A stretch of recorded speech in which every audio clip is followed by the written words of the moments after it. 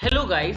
हर banking aspirant का सपना होता है एसबीआई में जॉब करने का और उसकी वैकेंसीज आ चुकी हैं और लगभग सिर्फ 3 हफ्ते बचे हैं उसके प्रीलिम्स एग्जाम के लिए। अगर अभी भी आपने प्रिपरेशन स्टार्ट नहीं की है तो guys olive boards SBI PO express batch join करें अभी। इसमें आपको मिलेंगे live practice sessions, मॉक्स, live classes, doubt clearing sessions. इसके साथ आपको यहां पर मिलेंगे डिस्क्रिप्टिव और ऐसे के लिए अलग से classes. So guys make sure कि अगर आप प्रिपरेशन कर रहे हैं तो SBI PO express batch olive board का जरूर परचेज करें। Thank you.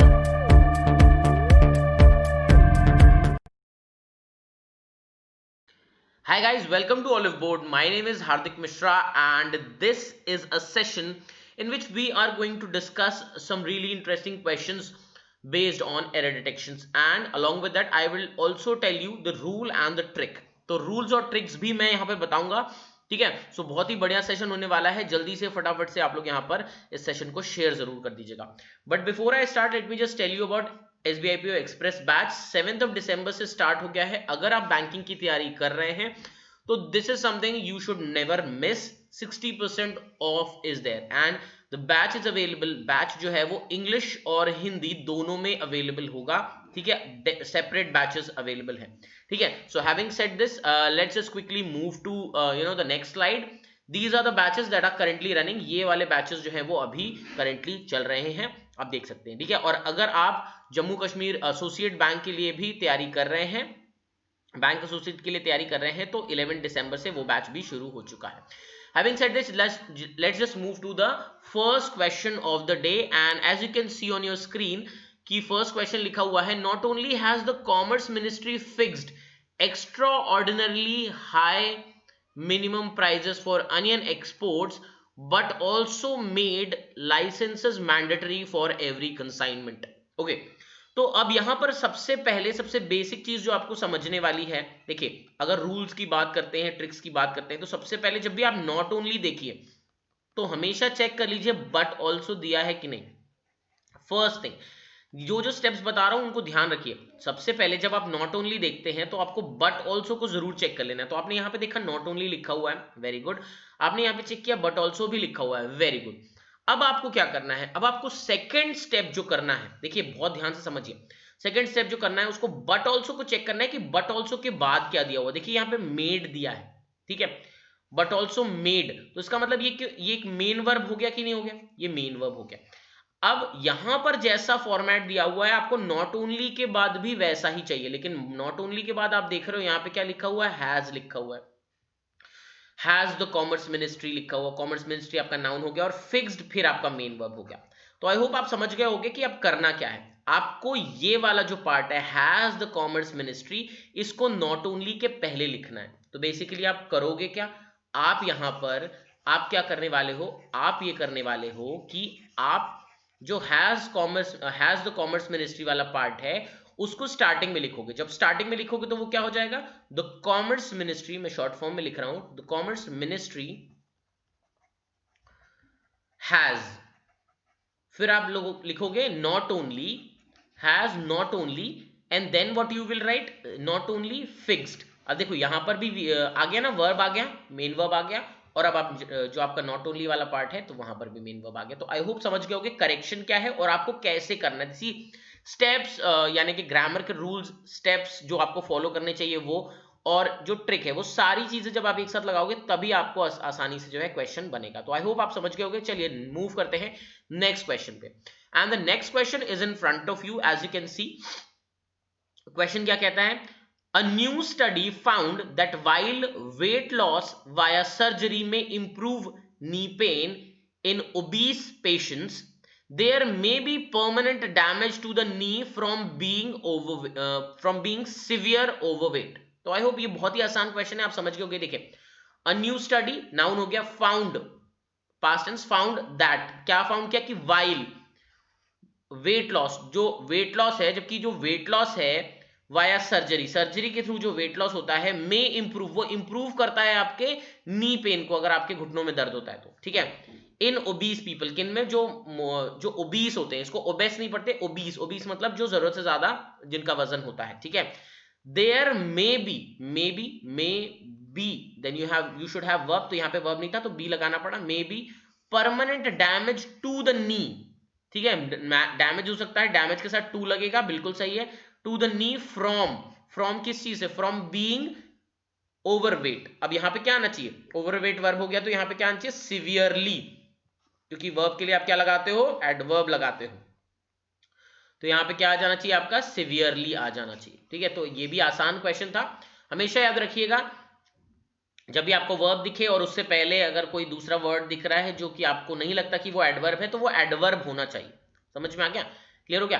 बेसिकली यहां पर आपने यहां पे देखा तो ये क्या हो गया, बीइंग। अब ये जो है आपका ये ओवरवेट क्या हो गया, यहाँ पे ओवरवेट आपका एडजेक्टिव हो गया, ठीक है। Being what, being how, being overweight, तो ये ओवरवेट आपका यहाँ पे फिलहाल क्या है, एडजेक्टिव है, और एडजेक्टिव के लिए आप क्या लगाते हो, एडवर्ब लगाते हो, तो ये सिवियरली क्या हो गया, यहाँ पे एडवर्ब हो गया। Is it clear everyone? So I hope ये भी क्लियर हो गया होगा। चलिए मूव करते हैं नेक्स्ट क्वेश्चन पे। India's efforts that are aimed at controlling infectious disease is likely to show only partial success। अब यहां पे ये क्वेश्चन क्या कहता है, इंडियाज एफर्ट्स मतलब इंडिया के जो एफर्ट्स हैं, ठीक है। अब ये प्लूरल सब्जेक्ट है, ये याद रखिए प्लूरल सब्जेक्ट है, ठीक है। That are, very good, are होगा क्योंकि प्लूरल सब्जेक्ट है। Aimed at, are aimed at, ये पैसिव फॉर्म लिखा हुआ है, aimed at controlling, fine, aimed at के साथ आईएनजी आएगा, बिल्कुल। Infectious diseases, okay. अब यहां पर देखो अभी भी बात तो एफर्ट्स की हो रही है ना, efforts is likely to show नहीं होना चाहिए, efforts are likely to show होना चाहिए। तो यहां पर क्योंकि सब्जेक्ट प्लूरल है तो उसके लिए जितने भी वर्ब लगेंगे वो आपको प्लूरल ही लगाने पड़ेंगे। तो यहां पे भी ट्रिक यही है, देखो ट्रिक की बात करें तो क्या होगा, अगर आप ये वाला पार्ट, ये एफर्ट्स, ठीक है, दैट आर से लगा के इन्फेक्शियस डिजीज तक इसको डिलीट कर दे, मतलब एक जरा सा इग्नोर कर दे। यहां पे ट्रिक यही है, efforts are likely to show only partial success. समझ में आया, देखिए efforts are likely to show only partial success, तो आई होप समझ में आ गया होगा। दिस इज द एरर, तो यहां पे इज नहीं आर होना चाहिए था। आगे आते हैं, the letter of offer is being dispatched to the shareholders of the company whom were allotted shares। अब देखिए यहां पर एरर क्या है, the letter of offer, offer letter कहिए या लेटर ऑफ ऑफर कहिए, बात एक ही है। Is being plus V3, dispatch अगर वर्ब आ रहा है बीइंग के बाद तो वो V3 फॉर्म में होता है। डिस्पैच टू, किसको डिस्पैच किया गया, शेयर होल्डर्स को। किसके शेयर होल्डर्स है, कंपनी के शेयर होल्डर्स है, share holders of the company. अब यहां पर बात किसकी हो रही होगी, शेयर होल्डर्स की। वर अलॉटेड शेयर्स, अबे अब यहां पर ये देखो आप कि शेयर होल्डर्स की बात हो रही है, तो शेयर होल्डर्स हुमवर नहीं होगा, यहां पर हुवर होगा। अब ये कैसे फाइंड होगा कि हुमवर नहीं होगा, हुवर होगा, देखो अब आप जब इस वर से पहले लगाओगे तो क्या बोलोगे, the share holders were allotted shares या दे वर अलॉटेड शेयर्स। तो ये दे क्या होता है, सब्जेक्टिव होता है ना, दे क्या होता है आपका, सब्जेक्टिव होता है, दे वर अलॉटेड शेयर्स, ठीक है, सब्जेक्टिव केस होता है। तो जब हमेशा याद रखिएगा हु जो है वो सब्जेक्टिव केस में लगता है और हुम जो है वो आपका ऑब्जेक्टिव केस में लगता है। तो अगर यहाँ पे देम आ रहा होता, देम वर अलॉटेड शेयर्स तो होगा नहीं, दे वर अलॉटेड शेयर्स होगा ना, दे वर अलॉटेड शेयर्स। तो ये हुम किस में लगता है, ऑब्जेक्टिव केस में लगता है, और हु किस में लगता है, सब्जेक्टिव केस में लगता है। तो आप अगर देम बोल रहे होते तो आप हुम लगाते हैं, लेकिन आप क्या बोल रहे हो, दे वर अलॉटेड शेयर्स, तो इसका मतलब क्या लगेगा, हु ही लगेगा। क्लियर हो गया, समझ में आ गया। चलिए बढ़ते हैं नेक्स्ट क्वेश्चन की तरफ। यहां पर नेक्स्ट क्वेश्चन अगर आप देखें तो नेक्स्ट क्वेश्चन क्या कहता है, the report is candid in admitting that the investment by the government in health and family planning have been eroded considerably. तो यहां पर ये क्वेश्चन आपको देखना है, ठीक है। तो यहां पे एक एक चीज चेक करेंगे, द रिपोर्ट इज कैंडिड मतलब रिपोर्ट एकदम साफ साफ कहती है, candid in what, candid in admitting that the investment मतलब जो इन्वेस्टमेंट किया गया है किसके द्वारा, बाय द गवर्नमेंट, ठीक है, गवर्नमेंट के द्वारा, किसमें, इन हेल्थ एंड फैमिली प्लानिंग में, ठीक है, किसमें, हेल्थ और फैमिली प्लानिंग में, ठीक है। तो अब हैव बीन इरोडेड कंसिडरेबली, आपको लगता है हैव आना चाहिए। हैव हम कब लगाते हैं, हैव हम लगाते हैं प्लूरल में, प्लूरल के लिए हैव लगाते हैं ना, और हैज हम कहां लगाते हैं, हैज हम लगाते हैं सिंगुलर में। तो अब आप बता दो, आप ये तो काफी आसान हो गया आप आसानी से बता सकते हो कि ये क्या होगा, the report is candid in admitting that the investment by the government in health and family planning has been होना चाहिए। क्यों? क्योंकि आप बात किसके बारे में कर रहे हो? इन्वेस्टमेंट के बारे में, और इन्वेस्टमेंट कैसा है? सिंगुलर है, ठीक है। Investment by the government in health and family planning has. अब लोग यहाँ पे हैव क्यों सोच रहे होंगे कि हेल्थ एंड फैमिली प्लानिंग, उनको लगेगा ये प्लूरल है। नहीं, यहाँ पर इन्वेस्टमेंट की बात कर रहे हैं कि जो इन्वेस्टमेंट सरकार के द्वारा किया गया है वो कम होता जा रहा है, इरोड होता जा रहा है कंसीडरेबली, तो इसलिए हैज लगेगा। आई होप ये क्लियर हो गया होगा, ठीक है। और अगर क्लियर हो गया तो guys please make sure to press the like button and do share with as many people as possible, because you know if you will share, a lot of people would get knowledge, you will get aware about this okay session, okay. So most people hear the word diabetes and automatically associates the word with unhealthy people. अब ये question तो बहुत ही आसान है आप आसानी से बता लोगे। देखो यहाँ पे क्या है, मोस्ट पीपल मतलब ज्यादातर लोग, हियर। अब मोस्ट पीपल क्या हो गया? प्लूरल हो गया ना, प्लूरल सब्जेक्ट, तो उसके लिए हमने क्या लगाया? हियर लगाया, ठीक है। हियर द वर्ड मतलब वो सुनते हैं, क्या सुनते हैं? वर्ड। कौन सा वर्ड? डायबिटीज, ठीक है। Most people here the word diabetes and automatically, अब देखो here the word diabetes, here लिखा है ना, most people here and automatically associates नहीं होना चाहिए ना, यहाँ पे एसोसिएट होगा, ठीक है। अब देखिए बहुत सारे लोगों को ये बन तो क्या होगा, लेकिन यहाँ पे जरा ध्यान दीजिएगा, ठीक है। इसको कहते हैं एरर ऑफ पैरेललिज्म, ठीक है। हाँ, सिर्फ इंग्लिश मैथ्स में ही पैरेलल नहीं होता, इंग्लिश में भी पैरेललिज्म वाली चीजें होती हैं। So most people here and associate, here and associate, ठीक है। अब एसोसिएट के लिए ऑटोमेटिकली क्यों लगाया? क्योंकि भाई वर्ब के लिए आपको एडवर्ब तो चाहिए, तो अगर वर्ब लिखा है तो एडवर्ब तो चाहिए, ठीक है। एक चीज और, वर्ब के लिए भी एडवर्ब होता है और एडजेक्टिव के लिए भी एडवर्ब आता है, ठीक है। ये चीज बहुत अच्छी तरीके से अपने दिमाग में बिठा लीजिएगा। तो आई होप ये क्वेश्चन क्लियर हो गया होगा ठीक है। तो अगर क्लियर हो गया है तो let's move to the next question, and the next question says I live on a top floor of an old house and when the wind blows all the windows rattle. अब ये question कैसा है, क्या है, देखते हैं।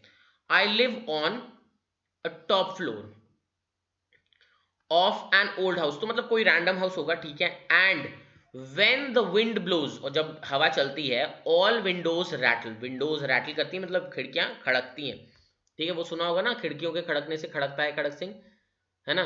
खड़क सिंह के खड़कने से खड़कती हैं खिड़कियां, ठीक है। तो वही चीज है, तो विंडोज रैटल। तो आई लिव ऑन, अब देखिए, अब अगर कोई एक ओल्ड हाउस है तो उसके लिए तो वो टॉप फ्लोर स्पेसिफिक हो गया ना, तो एक बिल्डिंग के टॉप फ्लोर पे रहता हूं क्योंकि जो बिल्डिंग है उसका जो टॉप फ्लोर है वो तो स्पेसिफिक हो गया ना।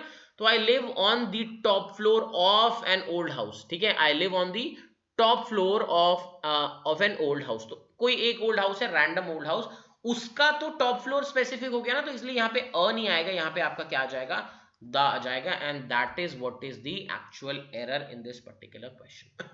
सो आई होप ये क्वेश्चन भी क्लियर हो गया होगा। जब भी हम स्पेसिफिक की बात करेंगे, ठीक है, जब भी हम स्पेसिफिक चीज की बात करेंगे, तो यहाँ पे स्पेसिफिक कैसे है कि ओल्ड हाउस कोई रैंडम ओल्ड हाउस हो सकता है, लेकिन उसका टॉप फ्लोर तो स्पेसिफिक होगा क्योंकि वो वहां रह रहा है। तो स्पेसिफिक के लिए द लगता है और जनरल के लिए हम अ लगाते हैं। तो ये चीज अच्छी तरीके से याद रखिएगा। Now, as you can see, we have moved to the next question on the screen. And the next question says, had he not reached, अब देखो, had he not reached in time, he would miss a golden opportunity which comes once in a while. Okay, fine. अब यहां पर देख सकते हैं कि had के साथ V3 चाहिए, क्या लगा हुआ है? V3 बिल्कुल लगा हुआ है। had ही, और had से शुरू हुआ है तो had he not reached बिल्कुल सही लिखा हुआ है। ऑक्सिलरी वर्ब, फिर सब्जेक्ट, फिर जो आपका मेन वर्ब, ठीक है। इन टाइम, अब देखिए जब भी हम कंडीशनल की बात करते हैं, हमेशा नहीं, जब हम कंडीशन की बात करते हैं, कंडीशनल सेंटेंस की बात करते हैं, ठीक है, ये बहुत इंपॉर्टेंट चीज है, ध्यान रखिएगा। जब भी हम कंडीशनल सेंटेंस की बात करते हैं तो हैड के साथ अगर V3 लगा हुआ है तो दूसरी तरफ वुड के साथ जो दूसरा पार्ट होगा उसमें, दूसरा जो क्लॉज होगा उसमें वुड हैव प्लस V3 लगा होना चाहिए। लेकिन हम यहां पे देख रहे हैं कि वुड प्लस V1 लिखा हुआ है, तो ये पार्ट गलत है। क्या होना चाहिए? वुड हैव प्लस मिस्ड, तो यहाँ पे होना क्या चाहिए था, had he not reached in time, मतलब अगर वो नहीं पहुंचा होता समय पर, तो ये कंडीशन हो गई ना, अगर वाली बात आ गई, had he not reached in time मतलब अगर वो पहुंचा नहीं होता समय पर, ही वुड हैव मिस, तो उसने मिस कर दिया होता, क्या मिस कर दिया होता, अ गोल्डन अपॉर्चुनिटी, एक गोल्डन अपॉर्चुनिटी मिस कर दी होती, विच कम्स, जो आती। अब यहाँ पे कई लोग कहेंगे सर हैड है तो यहाँ पे केम कर दो, लेकिन ये एक जनरल सेंटेंस है, एक गोल्डन अपॉर्चुनिटी जो कभी कभार आती है। अब ये थोड़ा कहेंगे जो कभी कभार आई थी, जो कभी कभार आती है, golden opportunity which comes once in a while. So I hope you've understood this particular question as well. ठीक है, तो अच्छा एक चीज और, हैड अगर अकेला दिया हुआ, तो हैड अगर अकेला दिया हुआ है तो would plus v3, would plus v1 लिखेंगे। ठीक है, उसी तरीके से वॉज वर दिया हुआ है तो भी हम क्या लिखेंगे, वुड प्लस v1 लिखेंगे। ये चीज याद रखिएगा, please make sure that you learn all these things. Okay, so I hope this is clear also. Now we have come to the next question. Please read it. I told him bluntly that he is a lazy fellow. I told him bluntly. तो I told him, मैंने उससे कहा, कैसे कहा, bluntly कहा, that he is a lazy fellow. I told him bluntly that he is. अब उसने कहा है उसे, ठीक है, ये हो सकता है जनरल सेंटेंस, लेकिन उसने कहा है तो एग्जैक्ट चीज कही होगी ना, तो ये तो पास्ट टेंस में होना चाहिए था। देखो बाकी सेंटेंस भी, and that he had done his work very badly, तो यहां पर अगर आप देखें तो इज नहीं आएगा, यहां पे क्या जाएगा, वॉज। तो I told him bluntly that he was a lazy fellow. I hope आपको ये याद भी होगा, नरेशन के क्वेश्चंस में हमने किया भी हुआ है। तो I told him bluntly that he was a lazy fellow, is a lazy fellow नहीं होगा। तो I hope it is clear to all of you guys. Clear है, चलिए बढ़ते हैं नेक्स्ट क्वेश्चन की तरफ, काफी आसान क्वेश्चन था। ठीक है, the director of our company does not believe that we are working sincerely and with interest for all these years. So जल्दी से यहां पर इस क्वेश्चन के लिए भी बताइए कि क्या हो सकता है आंसर। ठीक है, तो देखिए क्या बोल रहा है, the director of our company, the director of our company does not believe. अब यहाँ पे ठीक है, the director of our company मतलब जो हमारी कंपनी का डायरेक्टर है वो डज नॉट बिलीव, अब सिंगुलर है ना डायरेक्टर, तो डज नॉट बिलीव मतलब वो विश्वास नहीं करता, क्या नहीं विश्वास करता, दैट वी आर वर्किंग। ठीक है, अगर सिर्फ इतना सेंटेंस होता ना कि that we are working sincerely तो सही रहता, and with interest for all these years मतलब इतने समय से, तो मतलब कोई एक्शन फॉर प्लस टाइम दिया हुआ है, इसका मतलब ये present continuous, present perfect continuous या पास्ट परफेक्ट कंटिन्यूअस होना चाहिए था। तो वी यहां पर क्या होगा, वी हैव बीन वर्किंग हो जाएगा। क्यों, क्योंकि यहां पर कोई एक्शन काफी सालों से चलता हुआ आ रहा है, मतलब वो अभी भी काम कर रहे हैं, पहले भी काम कर ही रहे थे। तो याद रखिएगा, जब भी हम सिंस की बात करेंगे तो हमेशा पॉइंट ऑफ टाइम की बात आती है, पॉइंट ऑफ टाइम की बात आती है। और जब भी हम फॉर की बात करते हैं तो फॉर के साथ हमेशा ड्यूरेशन, तो ऑल दीज इयर्स ड्यूरेशन बताता है, ये भी याद रखिएगा, ऑल दीज इयर्स क्या बताता है, ड्यूरेशन बताता है। तो यहां पर आपका फॉर हो गया। ठीक है, आई होप ये समझ में आ गया होगा। और इसके साथ आप क्या बता रहे हो, क्योंकि वो काफी लंबे समय से अभी भी काम कर रहे हैं और पहले भी काम करते आ रहे थे, तो have been working sincerely and with interest for all these years. So I hope ये समझ में आ गया होगा। चलिए बढ़ते हैं नेक्स्ट क्वेश्चन की तरफ। The chief economist of the IMF predicts, the chief economist, अब यहाँ पे सब्जेक्ट क्या है, the chief economist of the IMF। IMF एक ऑर्गेनाइजेशन है, स्टीम्ड ऑर्गेनाइजेशन, उससे पहले दा लगाना अत्यंत आवश्यक है, इट्स वेरी वेरी इंपॉर्टेंट। ठीक है, ऑफ IMF प्रिडिक्ट्स मतलब वो प्रिडिक्ट करते हैं, simple present tense, that high paid well skilled workers will do much better than unskilled workers. अब देखो पेड क्या है आपका, पेड आपका वर्ब है, और मैंने पहले भी बताया, अभी हमने थोड़ी देर पहले कुछ क्वेश्चंस में देखा कि जब वर्ब होगा उसके लिए जो वर्ड यूज होगा वो एडवर्ब होगा, और high is not an adverb, it is an adjective. ठीक है, और एडवर्ब क्या होता है, हाईली होता है। ठीक है, हाईली, तो यहां पर आपका क्या हो जाएगा आंसर, यहां पे हो जाएगा आपका highly. I hope it is clear to all of you guys. ठीक है, क्लियर है फटाफट से। चलिए देखते हैं फटाफट से अगला question, and here you have the next question on the screen. Quickly try to read and answer the question. So यहाँ पे क्वेश्चन क्या कह रहा है, आई एम फुली अवेयर, मतलब मैं अच्छी तरीके से अवेयर हूं, किस चीज के लिए, that my boss is one of those. अब देखिए जब भी हम वन ऑफ देखते हैं तो हमें ये पता होना चाहिए कि उसके साथ प्लूरल लगेगा, क्या लगा हुआ है, प्लूरल बिल्कुल लगा हुआ है, those who is totally dedicated to work and dedicated to something। ठीक है, अब यहां पे ये मत कहिएगा 2 प्लस वर्ब है वो, ठीक है, वो वर्ब नहीं है। देखो वैसे तो 2 प्लस V1 है, वहां पे एरर नहीं है, लेकिन वो V1 नहीं है। To work, dedicated to something, work वहां पे नाउन है, एंड प्रॉपर डिसिप्लिन और प्रॉपर डिसिप्लिन। ठीक है, तो ये चीज भी आपको ध्यान रखनी है। चलिए पूरा देखेंगे। आई एम फुली अवेयर, मतलब मैं पूरी तरीके से अवेयर हूं, दैट माई बॉस इज, ठीक है, वन ऑफ दोज हु, ठीक है। अभी मैं एरर आपको बताने रहा हूं, अभी मैं आपको ये समझा रहा हूं 2 प्लस V1 वर्क, ये 2 प्लस, कई लोग सोचते हैं कि 2 के बाद हमेशा वर्ब ही आ रहा है ना। I am ready to work, ठीक है, I am ready to do something, तो वो वर्ब हो गया, लेकिन यहां पर वर्क क्या है, यहां पर वर्क नाउन है, ठीक है, तो ये बिल्कुल सही है। एंड प्रॉपर डिसिप्लिन, और डिसिप्लिन, प्रॉपर डिसिप्लिन भी क्या हो गया, डिसिप्लिन नाउन हो गया, और उसके लिए ये प्रॉपर एडजेक्टिव हो गया, तो ये भी एडजेक्टिव प्लस नाउन है, तो ये याद रखिएगा। ऐसा मतलब हमेशा रटिए मत कि 2 प्लस वर्ब होता है, 2 प्लस वर्ब होता है, ठीक है, ऐसा नहीं होता। अब यहां पर देखते हैं वन ऑफ दोज लिखा हुआ है, तो वन ऑफ दोज हु, अब यहां पर ये इस जो है ना वो गलत है, क्या होगा, आर होगा। क्यों, क्योंकि हु से पहले क्या लिखा हुआ है, एक प्लूरल वर्ब है, मतलब मेरा बॉस उन लोगों में से है तो जो ऐसा करते हैं।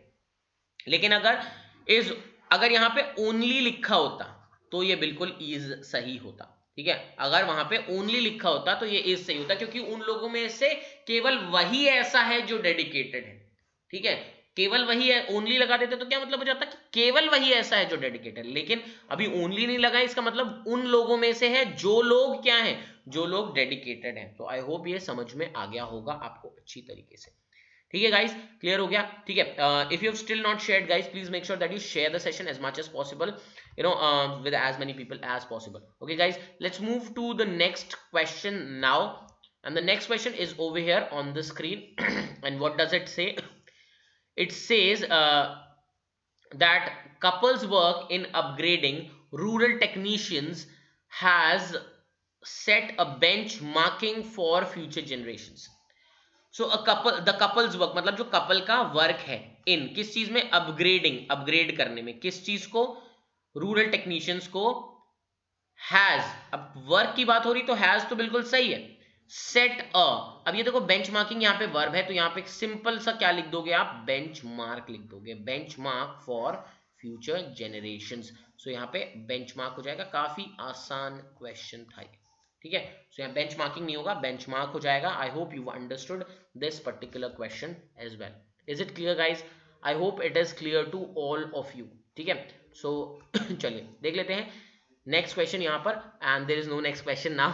So that's pretty much for the day. Thank you, have a nice day, enjoy yourself, and still if you've not shared guys, please make sure to share the session as much as possible and with as many people as possible. That's it, thank you.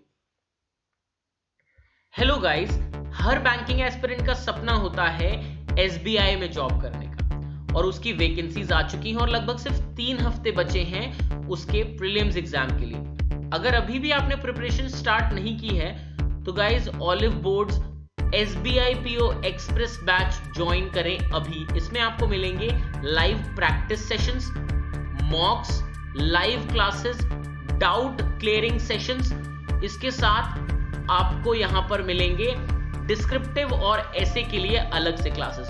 So guys make sure कि अगर आप preparation कर रहे हैं तो SBI PO express batch olive board का जरूर purchase